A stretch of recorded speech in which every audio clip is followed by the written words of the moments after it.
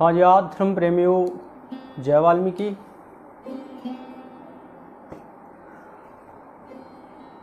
Please comment कर दो एक कि मेरी आवाज़ आपको सुनाई दे रही है या नहीं। हाँ जी, जय वाल्मीकि। जो आज का जो कोविड का कोरोना को लेकर जो दौर है, इसमें क्या होता है, क्या हुआ है, इसका जो साइड इफ़ेक्ट क्या हुआ है। जैसी हमारी स्कूल, कॉलेज और जितने भी कोचिंग इंस्टीट्यूट हैं हमारे, उनका एक स्टूडेंट का और टीचर के साथ जो इंटरेक्शन था वो बिल्कुल हो गया। जो हमारी ऑफलाइन स्टडी होती थी उसका अलग इफेक्ट था, और जो अब ऑनलाइन होती है, जैसे आज वेबिनार है, और ख़ासकर जो स्कूल में अब भी पढ़ाई होती है ऑनलाइन, लेकिन उसका असर इतना देखने को नहीं मिलता जो ऑफलाइन होता था। ये तो जाहिर सी बात है कि उसका साइड इफेक्ट तो हुआ है। और हमें भी ये रहता है टीचर को कि स्टूडेंट के साथ इंटरेक्शन हो, क्योंकि जो वो तैयारी कर रहे हैं, कोई सिविल सर्विस है, कोई कम्पिटिटिव एग्ज़ाम है, या कोई ग्रेजुएशन को लेकर, या कोई टीचिंग कोर्स है, कि वो उनको डिप्रेशन में ना हो। क्योंकि सिलेबस के साथ साथ अब ये भी प्रॉब्लम है ना, क्योंकि वो डिप्रेशन में जा रहे हैं, कोई भी एग्ज़ाम की जो डेट है पोस्टपोन हो रही है। तो हमें भी ये रहता है कि हम अपने स्टूडेंट को गाइड करें। और दूसरी होती है जो ख्याल में आनी चाहिए कि वो अनुभव की होती है। जब हम अपने अनुभव के साथ करते हैं, और अपने अनुभव के साथ हम जब दूसरे के अनुभव को, जो हमारे सीनियर हैं, टीचर हैं, जो विद्वान हैं, उनके अनुभव को जब हम ऐड करते हैं, तो जो हमारी मंजिल का रास्ता है वो थोड़ा कम हो जाता है। और ऐसा ही होना चाहिए, जिसे हम आम भाषा में गाइडलाइन बोलते हैं। तो इसी तरह हम बात करेंगे, मैथमेटिक्स अपना टॉपिक है, उस पर बात करेंगे हम कि उसकी गाइडलाइन क्या है। और उसमें टॉपिक रहेंगे हमारे आज, एक तो जो जेई का एग्ज़ाम होता है, और जो मैथ का हम कम्बिनेशन ग्रेजुएशन में या +1 +2 से में किन किन सब्जेक्ट के साथ ले सकते हैं। और तीसरा ये रहेगा कि जो कम्पिटिटिव एग्ज़ाम है उनमें मैथमेटिक्स की क्या इंपॉर्टेंट है, इन पे बात करेंगे हम। और पहले ही बात करेंगे हम जेई एग्ज़ाम की। थोड़ा बता दूं मैं, जो स्टूडेंट अब तैयारी कर रहे हैं जेई की, उनको पता है कि मैथमेटिक्स में या फिजिक्स में, केमिस्ट्री में, उसमें क्या पैटर्न रहता है, एग्ज़ाम का टाइम क्या है, कितने नंबर लेने होते हैं, उनको पता है। लेकिन मैं इससे बात करूँ कि जो जेई के अंदर 2 एग्ज़ाम होते हैं हमारे पास, एक जेई मेन होता है और एक जेई एडवांस होता है। इस पे थोड़ी सी बात करेंगे। इससे पहले मैं बता दूं थोड़ा ब्रीफली, जो बच्चे फ्रेशर हैं, अभी जो बात कर रहे हैं, जो आगे जिन्होंने जेई के एग्ज़ाम की तैयारी करनी है, जो अब तैयारी कर रहे हैं, जो इसी सेशन में जो फ्रेशर हैं, थोड़ा सा ब्रीफली बता दूं कि जैसे हमने बीटेक में, बीई में, बैचलर ऑफ इंजीनियरिंग में, बी प्लानिंग में, या बी आर्किटेक्चर में, जो ये टेक्निकल कोर्स है, ये डिप्लोमा है, जो इंजीनियरिंग के कोर्स है, अगर हमने इनमें एडमिशन लेना है, उनके लिए एंट्रेंस एग्ज़ाम होता है जेई का। वैसे तो हम लोकल कॉलेज हैं हमारे, उनमें हम बिना एंट्रेंस के एग्ज़ाम ले सकते हैं, एग्ज़ाम दे सकते हैं, एडमिशन ले सकते हैं। लेकिन आज के समय की प्रेफरेंस क्या है कि जो हमारा डिप्लोमा है, जो कोर्स है, उसकी कितनी वैल्यू हो। अगर उसकी वैल्यू ज़्यादा हो, आज समय को देखकर उसकी डिमांड ज़्यादा है, तो उसके लिए हम यही कोर्स अपने लोकल कॉलेज में ना करके, जो हमारी नेशनल आईआईटी हैं, एनआईटी हैं, IIIT हैं, जो टॉप मोस्ट रैंक पे हैं, जो इनको प्रेफर करती है, अगर उनमें एडमिशन लेना है तो उसके लिए हमने जेई का एग्ज़ाम देना पड़ता है, बीटेक के लिए, या बी आर्क के लिए, बीई के लिए, या बी प्लानिंग के लिए। उसमें मेनली 2 एग्ज़ाम होते हैं आपके, जेई मेन होता है और एक होता है जेई एडवांस में। तो क्या रहता है इसके अंदर, फिजिक्स, केमिस्ट्री, मैथ रहता है। जो जेई मेन होता है आपका, उसके अंदर 3 सब्जेक्ट रहते हैं, मैथ, फिजिक्स, केमिस्ट्री, और तीनों ही 100 नंबर के होते हैं, यानी कि टोटल होता है आपका 300 नंबर का होता है। उसमें क्या करना होता है कि इसमें हमने जो जेई मेन में पास आउट होते हैं, जो इसका क्वालिफाइंग स्कोर होता है, उसके बेस पे भी आप एडमिशन ले सकते हैं। जैसे हमारे पास NIT हैं, IIIT हैं, जो यानी कि कॉलेजेस हैं। ये मतलब क्या है IIIT NIT का मतलब, ये हमारे पास जो कॉलेजेस है रेपुटेशनल कॉलेज हैं जो इनको प्रेफर करते हैं, जिनकी डिमांड ज़्यादा है। आप IIT जो JEE मेन के बेस पे आप इनमें एडमिशन ले सकते हैं। तो अगर आपने सोचना है कि JEE मेन के बाद आपने JEE एडवांस देना है, आपने सोचना है कि इनसे भी जो टॉप मोस्ट IIT हैं, कॉलेजेस हैं, उनमें हमने एडमिशन लेना है, तो उसके बाद JEE मेन के बाद एग्जाम होता है JEE एडवांस का। JEE एडवांस का टॉपिक सब्जेक्ट पैटर्न आपका वही सेम रहता है, मैथ, फिजिक्स, केमिस्ट्री, जितने नंबर का आता है, जो तैयारी कर रहे हैं उनको पता भी है, वो सारा सेम रहता है। लेकिन वो थोड़ा एडवांस हो जाता है, जो JEE मेन का एग्जाम है उससे थोड़ा एडवांस हो जाता है। जैसे नाम से ही है JEE एडवांस हो जाता है, थोड़ा स्मार्ट, टेक्निकली, लॉजिकली क्वेश्चन आ जाते हैं उसके अंदर। अगर आपने JEE मेन ही देना है, JEE एडवांस नहीं देना, तब भी चल सकता है। JEE मेन में आपके अलग कॉलेजेस मिलेंगे। अगर JEE मेन के बाद आप पास करते हो, JEE मेन में मान लो 10 लाख स्टूडेंट ने एग्जाम दिया, तो उसमें क्या करते हैं, जो क्वालिफाई होते हैं JEE मेन के अंदर, क्वालिफाइंग होते हैं, वो अलग होते हैं, वो ले सकते हैं IIT या NIT उसमें एडमिशन। जो उसके बाद वो क्या करते हैं कि 1.5 लाख स्टूडेंट उठाते हैं जो JEE मेन जिन्होंने क्लियर किया है। तो क्या करते हैं, जो टॉप मोस्ट रैंक पे होते हैं उनको फिर जो JEE एडवांस के लिए एग्ज़ाम देना है, वो उसके लिए एप्लीकेबल होते हैं JEE एडवांस का एग्ज़ाम देने के लिए। और फिर वही पैटर्न होता है, सब्जेक्ट वही होते हैं, तो उसके बाद अपने JEE एडवांस का एग्ज़ाम देना होता है। वो 2 एग्ज़ाम होते हैं, एक ही दिन में होते हैं, एक जैसा ही पैटर्न होता है। जब आप उसमें क्वालिफाई होते हो तब आपका IIT में एडमिशन होता है। ये इसका थोड़ा पैटर्न ये रहा। अब जो हमारा मेन टॉपिक है ये कि JEE के अंदर मैथमेटिक्स की क्या इंपॉर्टेंट है, कितना मैथमेटिक्स आता है। अगर हम इसकी बात करें, देखो एक सिलेबस होता है हमारे कोर्स का JEE मेन का, लेकिन उससे हटकर जो इंपॉर्टेंट बात ये है कि उसका क्राइटेरिया, उसका सिलेबस क्या है, वो ज़्यादा मैटर नहीं करता। उससे ज़्यादा मैटर करता है कि हमारा सिलेबस क्या है, कि हमारी पकड़ किस सब्जेक्ट के अंदर है, मैथमेटिक्स के अंदर। जरूरी नहीं होता अगर 100% ही मैथमेटिक्स में आपको 25 क्वेश्चन आते हैं, 4 नंबर का एक क्वेश्चन होता है, 100 नंबर होते हैं। ये जरूरी नहीं होता कि आप 25 के 25 क्वेश्चन कवर अप करो। जैसे 300 में से क्वालिफाइंग स्कोर क्या रहता है आपका, 300 में से क्वालिफाइंग स्कोर रहता है आपका 150 नंबर का स्कोर रहता है। उसमें 140, 120 कट ऑफ कम ज़्यादा होती रहती है। और उसमें से भी अगर हम देखें तो मैथमेटिक्स कितने नंबर का होता है, 100 नंबर का। तो जरूरी नहीं होता कि आपने 100 में से 100 ही नंबर लेने हैं, 25 क्वेश्चन अटैम्प्ट करने हैं। उसमें से क्या कर सकते हो, 150 नंबर में आपने क्वालिफाइंग होना है, 50 केमिस्ट्री में, 50 फिजिक्स में और 50 मैथमेटिक्स में। इसका मतलब आपने क्वालिफाइंग के लिए 50 नंबर लेने हैं, या 40 से 50 नंबर के अंदर रहता है। तो कितने क्वेश्चन हुए, तो 13 क्वेश्चन हुए। तो हम क्यों ना पूरा कवर अप करके पहले JEE मेन की तरफ ध्यान करते हुए हम 10 से लेकर 15 क्वेश्चन को अटेम्प्ट करें। तो उसके लिए मैं थोड़ा बताऊंगा कि उसके लिए करना क्या, अपने प्लान ऑफ एक्शन क्या होना चाहिए। मैथमेटिक्स में जो उसका बेस रहता है वो 10th में +1 में और +2 में आपके पास नॉन मेडिकल होने चाहिए, केमिस्ट्री, फिजिक्स, मैथ होने चाहिए। और आपके नंबर होने चाहिए 60% या फर्स्ट मेरिट में होने चाहिए। और कट ऑफ इसके लिए 80 से 90% हो सकती है एडमिशन देने के लिए। तो जो मेन बात ये है कि बेस रहता है इसका, जो आपका मैथ है +1 और +2 का मैथ आपने किया है, उसका सिलेबस आपने पता है कि क्या होता है। तो मैं बताऊंगा कि आपने पूरा सिलेबस मैथ का कवर अप ना करके जो बिल्कुल कंपलसरी है जो आपके क्वालिफाइंग होने के लिए, वो टॉपिक कौन कौन से हैं वो टॉपिक मैं बताऊंगा। थोड़ा चार्ट बनाया मैंने कि कौन से क्वेश्चन है वो ध्यान दे स्टूडेंट। ये पकड़िए आप, और बैक कैमरा के साथ मैंने टॉपिक लिखे हैं चार्ट पे। आप इसको देखना कि आपने अटेम्प्ट कौन से टॉपिक करने हैं और इसमें से आपने छोड़ने कौन से हैं। हाँ जी, कोशिश करूंगा मैं बैक कैमरा करने की। हाँ जी, थोड़ा इसको इधर रखिए, थोड़ा पीछे जाइए आप। हाँ, हो थोड़ा पीछे जाइए। हाँ जी, थोड़ा इधर।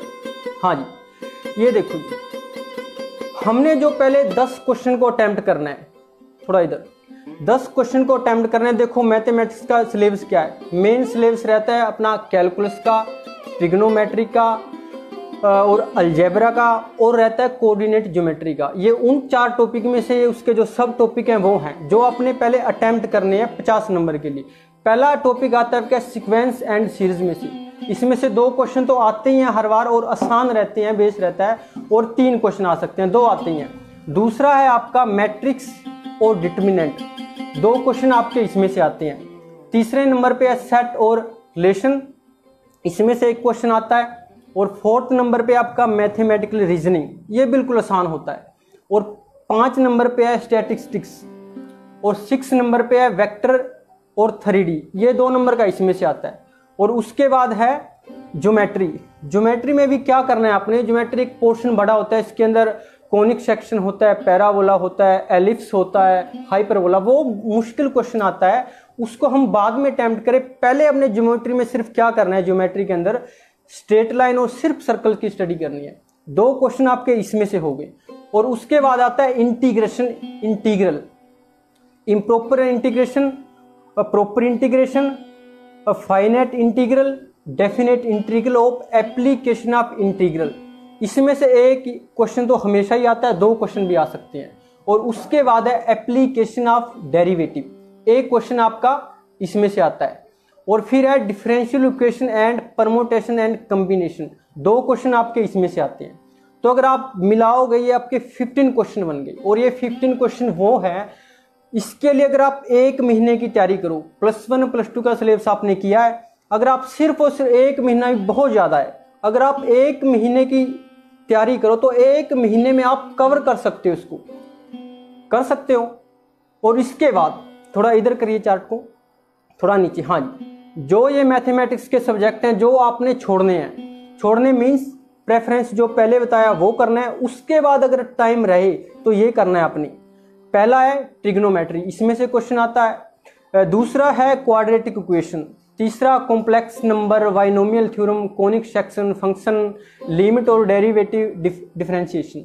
ये क्वेश्चन आप बाद में कर सकते हैं, ये प्राइमरी नहीं है, ये बाद में कर सकते हैं। ऐसा नहीं है कि इनको अटेम्प्ट नहीं करता, हो सकता है कि आप किसी को ये आसान लगे, जो स्टूडेंट इंटेलिजेंट है हो सकता है पहले वाला मुश्किल लगे या आसान लगे, ये स्टूडेंट वाइज डिपेंड करता है, वो आपने करना है। लेकिन जो एवरेज स्कोर रहता है, एवरेज स्कोर के लिए 50 के स्कोर के लिए आपको ये 10th जो मैंने बताया टॉपिक वो आप कर सकते हो, ये रहता है। हाँ जी, इसके बाद क्या है कि ये आपने करना है। अब दूसरी बात रहती है जो तैयारी कर रहे हैं, जैसे अब समस्या है कि एग्जाम पोस्टपोन हो रहा है, तो जो एवरेज स्टूडेंट है और जो फ्रेशर स्टूडेंट है उनके लिए ये बेनिफिट है। लेकिन जिनका कैरियर आज पूरा इस एग्जाम पे टिका है, जिनका लास्ट अटेम्प्टेशन है, जिसका कि लास्ट बार चांस मिलेगा, उसको आप सोच के देखो कि पोस्टपोन हो रहा है और ऊपर से डिप्रेशन हो रहा है। अब जो तैयारी की हुई है उससे ज़्यादा मुश्किल ये बात हो गई है कि हम अपने साइकोलॉजिकल माइंड की जो साइकोलॉजिकल इफेक्ट है उसको हम कैसे संभालें। दूसरी बात इस पे करनी है आपने। इसके लिए क्या करना है, क्योंकि कुछ स्टूडेंट की कॉल आती है, वो कहते हैं सर हमने तैयारी कर ली, +1 का +2 का मैथ हो गया सारा, जो प्रीवियस ईयर के क्वेश्चन पेपर थे वो सारे हो गए, हमने 2-2 बार रिवीजन कर ली। क्योंकि हर चीज़ अखरने लगती है। अगर मैं 10 से लेकर 1 घंटा या 50 मिनट आपको लेक्चर दूं तो मेरा लेक्चर ही आपको अखरने लगेगा। तो इसी तरह जो रहता है, जो हमने बार बार तैयारी और एग्जाम पोस्टपोन हो रहा है तो ये अखरने लगता है, स्टूडेंट डिप्रेशन की ओर जाते लगते हैं। तो उसके लिए क्या करना है, जब हमारा कोविड को लेकर पूरा एजुकेशन सिस्टम जो स्ट्रेटजी है पूरी चेंज हो गया है, तो ओबीएस है, तो आपने भी आपके जो स्टडी करने का तरीका है उसको चेंज करना पड़ेगा, बिल्कुल ही चेंज करना पड़ेगा, क्योंकि आप किसी प्रकार की समस्या ना हो। अब आपका मन बना है कि सितंबर में एग्ज़ाम होगा, लेकिन ये ज़रूरी नहीं है जो माहौल है, क्योंकि जो कोरोना के केसेज हैं वो अगस्त और सितंबर में वो पीक पे रहेंगे, इसका मतलब पोस्टपोन हो सकता है। तो इसके चलते आप तैयारी नहीं कर सकते। ये रहता है आपको कि अगर पोस्टपोन हो गया फिर कौन सा टॉपिक करेंगे, फिर रिवाइज करना पड़ेगा। तो उसके लिए मैं बताता हूँ क्या करना है। आपका जो प्लान ऑफ एक्शन है, जो स्टडी का तरीका है, बिल्कुल चेंज करेंगे। वो चेंज कैसे करना है, जो स्टूडेंट पहले से तैयारी कर रहे हैं, जिसकी रिवीजन हो चुकी है, उसके लिए बता रहा हूँ पहले मैं, फ्रेशर के लिए थोड़ा बाद में। उसके लिए ये है कि आपने जो प्रीवियस ईयर के क्वेश्चन पेपर किए हैं, जो आपने कर चुके हैं, अगर पहले आप एक क्वेश्चन को 5 मिनट में अटेम्प्ट करते थे तो अब आप उसको 3 मिनट या 4 मिनट के अंदर अटेम्प्ट करने की कोशिश करो, वो करो, क्योंकि आपका टाइम कंज्यूम होगा उसके लिए, आप डिप्रेशन में नहीं होंगे। पहली बात क्या कि जो क्वेश्चन आपने आईआईटी जो मेन के एग्जाम प्रीवियस ईयर के पेपर हैं आप उसको सोल्व करो। अगर पहले आपने वो सोल्व किया 1 घंटे के अंदर एक सेक्शन, तो अब आप उसको 40 मिनट या 30 मिनट के अंदर सोल्व करने की कोशिश करो। उसके बाद जो एनसीईआरटी की बुक फॉलो होती हैं, अगर वो आपने पढ़ी हुई है, रिवीजन की हुई है, तो अब पहले आपने किताब खोल के स्टडी करते थे, लेकिन अगर एग्जाम पोस्टपोन्ड होता है, टाइम ज़्यादा होता है, तो आप किताब को बंद करके फिर स्टडी करने की कोशिश करें। आप 10 मिनट बैठ के पढ़ने के बाद आप रिवाइज करें उसको, बिना किताब के आप उसको लिख के देखें कि कौन से टॉपिक मैंने किए हैं, प्रीवियस ईयर में कौन से क्वेश्चन आए हैं। क्योंकि कारण क्या होता है कि जो एक क्वेश्चन आ जाता है वो नेक्स्ट टाइम वो क्वेश्चन नहीं आने के चांस रहते हैं। तो कंसेप्ट सेम रहता है, तो उसकी जो उस एक ही कंसेप्ट पे जो क्वेश्चन आने की वैरायटीज हैं वो चेंज हो जाती है। तो आप एक क्वेश्चन को रख के आप सोचो कि इस एक क्वेश्चन की क्या वैरायटी आ सकती है, क्या पॉसिबिलिटी रहती है कि कितना चेंज के साथ ये क्वेश्चन आ सकता है, आप उस पर ध्यान दो।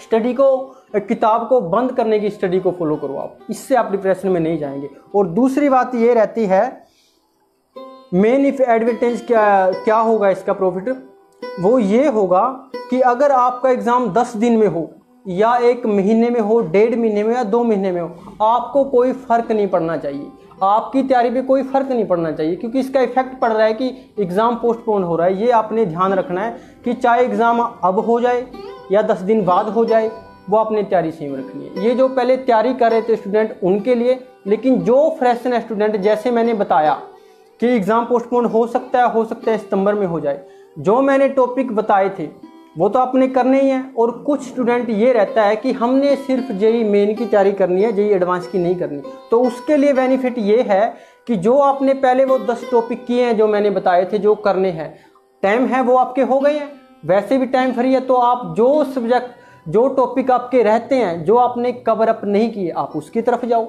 अगर एग्जाम आगे जाए या ना जाए, आपकी पहले की तैयारी तो है, 40 से 50 नंबर की तैयारी है आपकी, फिर जो आगे टाइम जाता है तो उसको फॉलो करो जो आपका सब्जेक्ट रहता है।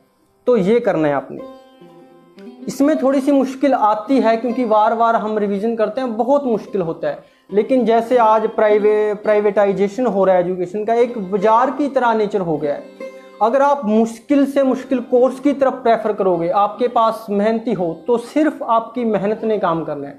अगर आप नॉर्मल को कॉलेज में से डिग्री लो, वो तो दुनिया है, भीड़ है, 10 लाख स्टूडेंट है, उसमें से लेने हैं कितने, 50,000 15,000, तो किसका नंबर आएगा? जो मेरिट में होंगी, जो मेहनती होंगी। क्यों? क्योंकि अगर आपका सपना अलग है, अगर आपकी मंजिल अलग है, तो उसके लिए आपका त्याग भी अलग होना चाहिए, उसके लिए आपकी एबनॉर्मलिटी होना जरूरी है। इस टाइम को लेकर एक बड़ा शेर है, 2 लाइनें मैं हमेशा याद करता हूं जब भी ये बात आती है प्राइवेटाइजेशन की लेके, जो ये एजुकेशन का जो निजीकरण हो रहा है इसको लेकर।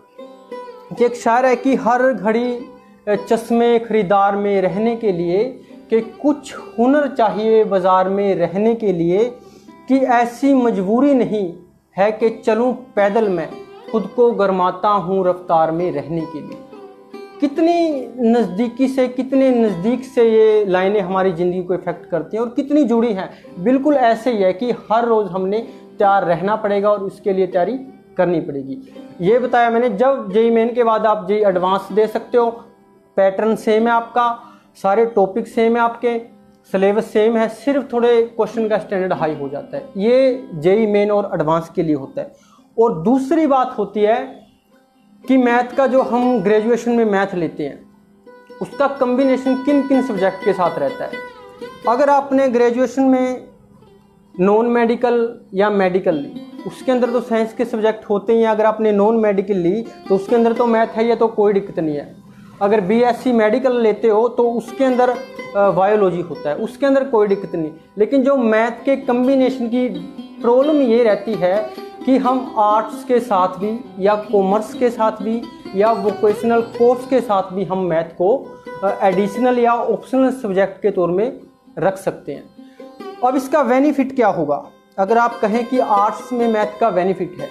इसका बेनिफिट की बात को समझने के लिए आपको, जैसे अब +1 और +2 के एडमिशन हो रहे हैं, कि उसमें क्या करो, पहले ही आपने चूज़ करना है। अगर आपने +1 में एडमिशन लिया, अगर आपने मेडिकल लाइन में जाना है तो आप नॉन मेडिकल और मेडिकल लोगे। अगर आपने टीचिंग लाइन में जाना है तो आपके टीचिंग सब्जेक्ट रहते हैं वो आप पहले ही तैयार कर लेते हो।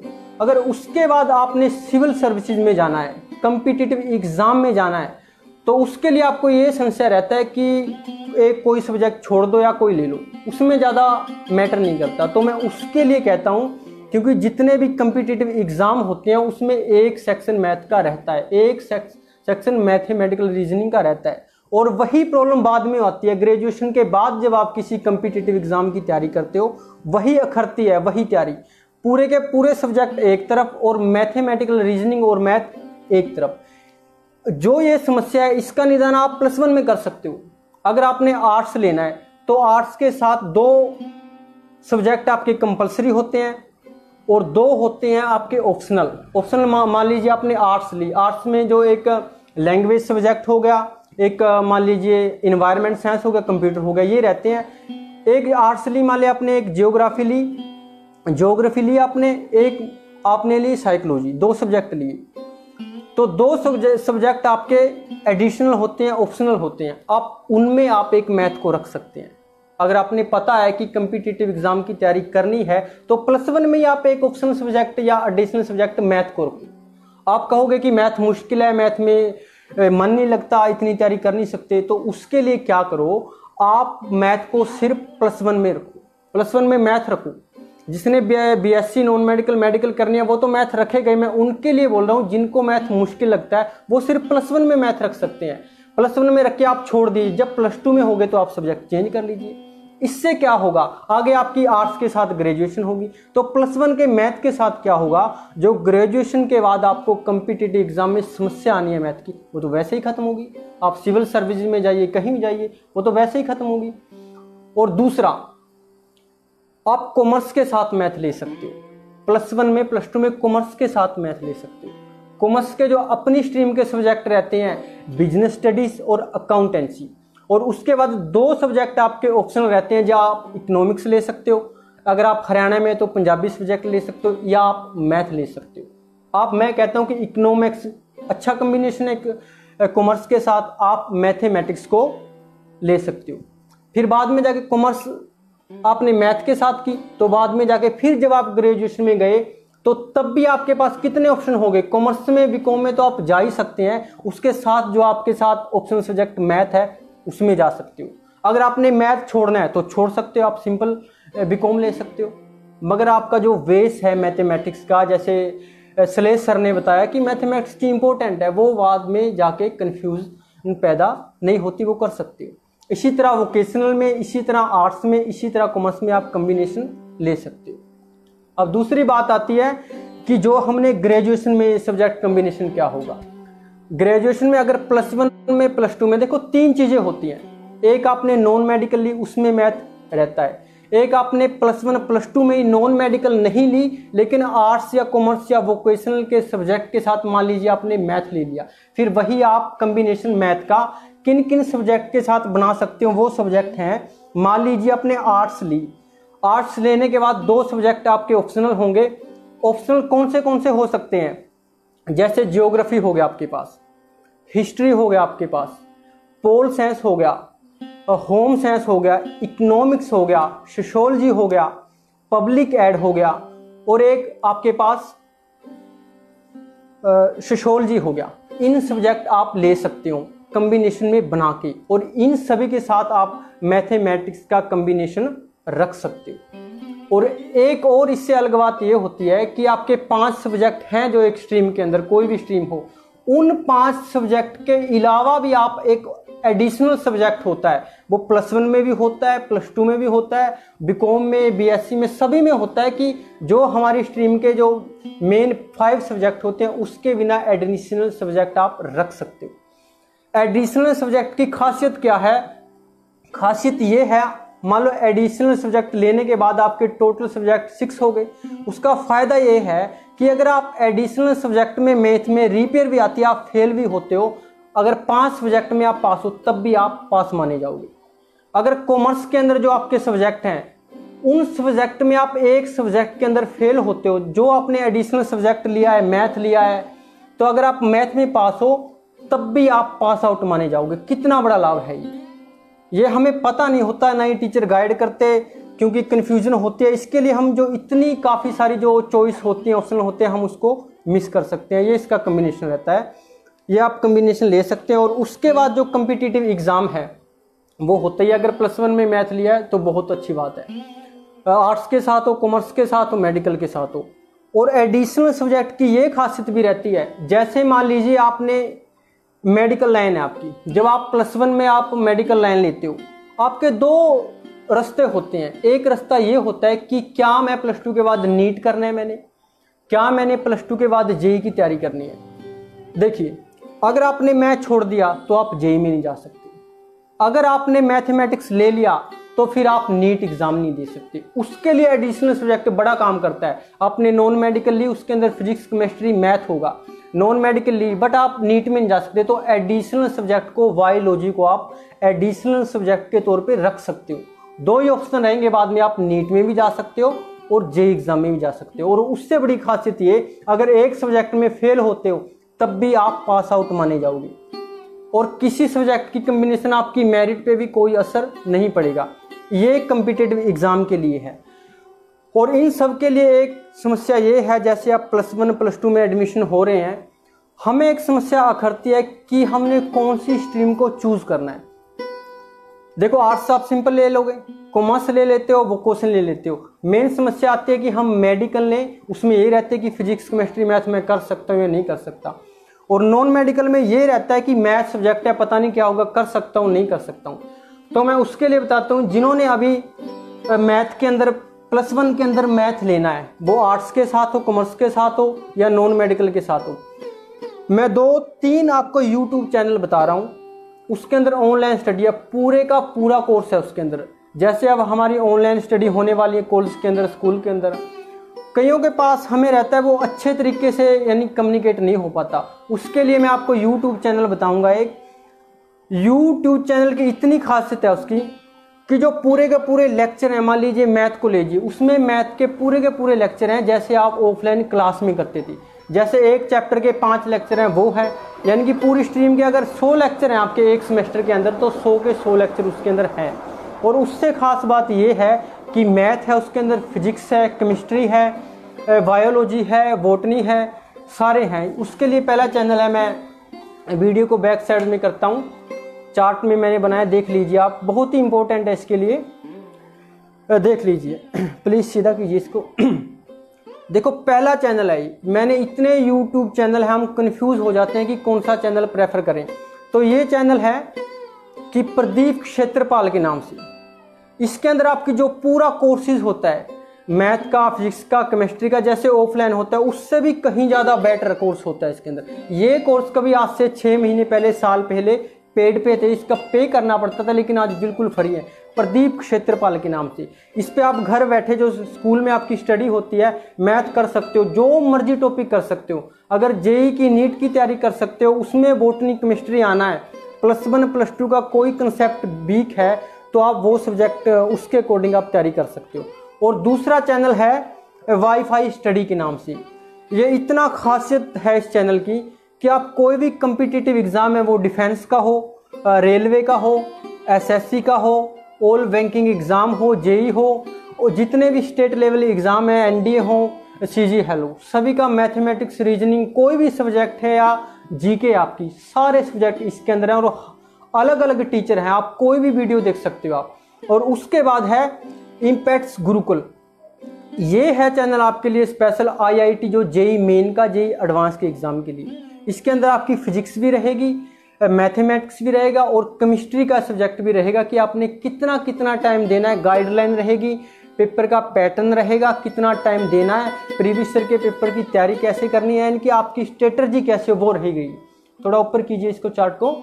और उसके बाद है वेदांतु मैथ, ये सिर्फ और सिर्फ जेई मेन और एडवांस के लिए, मैथमेटिक्स के लिए वेदांतु मैथ। बहुत अच्छी तरीके से गाइडेंस है इसके लिए। आप ये 3-4 चैनल को फॉलो कीजिए, और खासकर जो प्रदीप क्षेत्रपाल के नाम से है, कि आप घर बैठे जिसको अभी आर्ट्स चूज़ नहीं किया, जिसमें +1 में जो कन्फ्यूज़न है कि मैथ लें, वो इसमें डेमो क्लासेस देख सकते हैं। केमिस्ट्री फिजिक्स के 5-6 लेक्चर लगा के देख सकते हैं भी ये मुश्किल है या नहीं मुश्किल है। ये सब्जेक्ट आप कर सकते हैं इनके साथ। और उसके बाद में आता हूँ, बस मैं अपनी बात को ख़त्म कर रहा हूँ 1 मिनट में। लास्ट बात बता दूँ, वही बात कि जो एग्ज़ाम पोस्टपोन हो रहा है, इसका हमने साइड इफ़ेक्ट बहुत हो रहा है। हम ये होता है कि अगर एग्ज़ाम की डेट आ जाए तभी तैयारी करेंगे, उसके बाद तैयारी नहीं कर सकती। तो प्लीज़ इसको, जो आपकी सारी मेहनत है, अगर आपने इस टाइम स्ट्रेटजी नहीं बनाई, जो एजुकेशन पढ़ने का सिस्टम आपने नया नहीं बनाया, जो आपकी पहले की सारी मेहनत है, वो त्याग है, वो बेकार जाएगी और डिप्रेशन में जाएंगे। किसी की कॉल आती है, अगर आपके पास एक फ्रेंड की कॉल आती है कि मैं कैसे करूं डिप्रेशन में, आप उसकी सुनो मत, आप अपनी स्ट्रेटजी को बना के रखिए, उसको फिर समझाइए। ऐसा होता है। इसके लिए एक बात कहूँगा कि आपने जो ये पोस्टपोन होते हैं एग्ज़ाम, इतना टाइम है। लास्ट बात ख़त्म कर रहा हूँ मैं एक आदि नित्य नेमी के श्लोक के साथ, कि कहते हैं कि शह षड दीजो वर मुझे, दातों के महादात, शांति बुद्धि सेवावल, धीर नाम की दात। बिल्कुल कितनी ज़रूरत है इस श्लोक को समझने की। आज आपके पास मेहनत भी है, 3-4 महीने से आप तैयारी कर रहे हैं, आपका त्याग भी है, आपकी शांति भी है, और कितने आपने अपने आप के लिए, आपको सेवा के लिए समर्पित किया। लेकिन वो चारों ही चीज़ का बेनिफिट तब है, जो लास्ट चीज़ बताई गई है कि धीर नाम की दात। आपने धीरज भी रखना है। वो कहते हैं ना कि धीरता का फल मीठा होता है, लेकिन मेरा मानना यह है कि धीरता का फल मीठा नहीं और बड़ा भी होता है। वो बड़ा इस अर्थ में होता है क्योंकि अगर आप जेईई मेन की एग्ज़ाम की तैयारी करते हो, अगर आप सहनशीलता रखते हो, अगर आप जेईई एडवांस की तैयारी करते हो, आपका एडमिशन आईआईटी में होता है, ये बहुत बड़ी गर्व की बात है। कोर्स करने के साथ साथ एक कितनी गर्व की बात है कि आपके हाई रेपुटेशनल इंस्टीट्यूट के अंदर आपका एडमिशन होता है, बहुत गर्व की बात है। तो आप धैर्य रखिए। अगर आपको कोई गाइडेंस की ज़रूरत है तो आप मैसेंजर पे आप अपना मैसेज छोड़ सकते हो, हम आपकी सेवा के लिए तैयार हैं। आप मैसेज कर सकते हो, कॉल कर सकते हो। जो मैंने बताया वीडियो को दोबारा करके देखें। जो आपके स्टूडेंट है, जो पेरेंट्स देख रहे हैं, वो अपने बच्चे तक थोड़ा टेक्निकल लेक्चर था उनको उनके पास पहुंचाने की कोशिश करें। हाँ, इन सभी के साथ आप सभी को सादर नमन। जय वाल्मीकि।